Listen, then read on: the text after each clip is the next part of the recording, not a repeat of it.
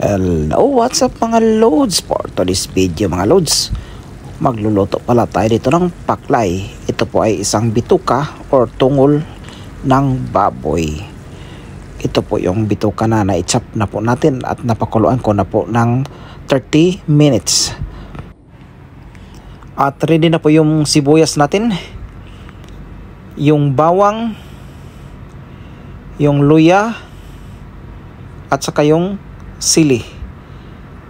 Magpainit lang po tayo ng mantika sa kawali. Hindi po yung ulo ang painitin natin, kundi yung mantika sa kawali. Pag mainit na, ilagay na po natin yung bawang. Hayaan lang po natin, imikos-mikos lang po natin hanggang magiging golden brown. Pag golden brown na po, ilagay na po natin yung sibuyas. Isama na rin natin yung luya. Mikos-mikos lang natin hanggang mag golden brown din yung luya at saka sibuyas at lalabas yung aroma niya.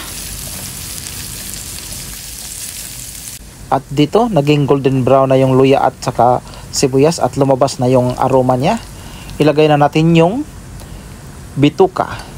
Ang bituka na ito po mga lods ay hindi na po mabaho kasi sa time na pinakuluan ko po siya ng 30 minutes, naglagay po ako ng bawang at saka pamintang buo.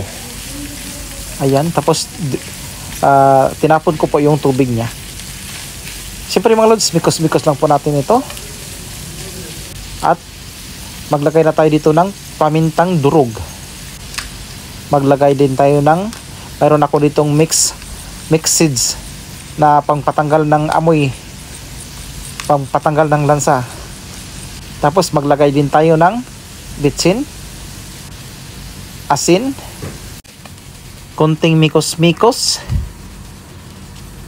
Pagkatapos takpan natin ulit at hayaan natin ito hanggang makarinig na tayo ng parang tumutunog na yung oil sa kawali. Pag ganyan na ang sitwasyon, kailangan natin mikos-mikos ulit at maglagay na tayo ng vinegar.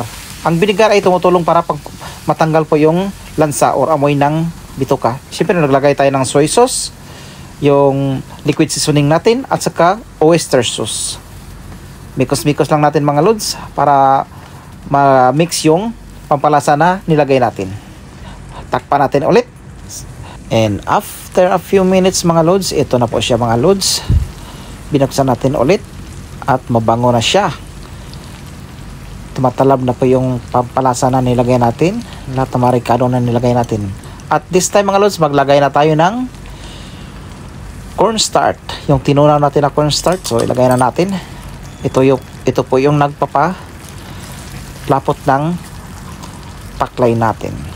So mikos-mikos lang natin mga lods hanggang lumapot yung paklay.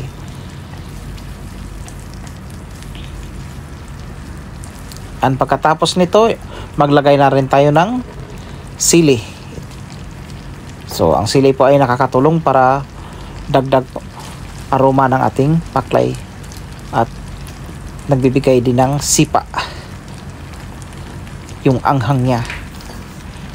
So yan mga lods, takpan natin ng 1 to 2 minutes lang mga lods, and then after that one mga lods, ito na siya.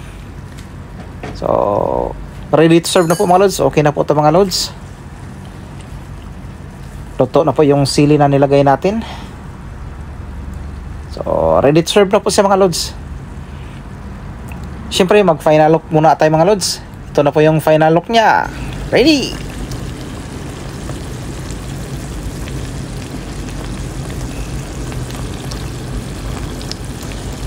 Pagkatapos nito mga lods, siyempre tikiman time na.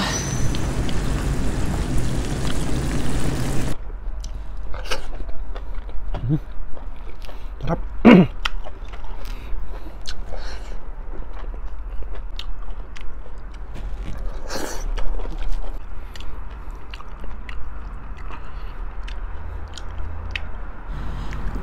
Grabe, sobrang sarap mga lods. Follow and subscribe for more mga lods. Babu.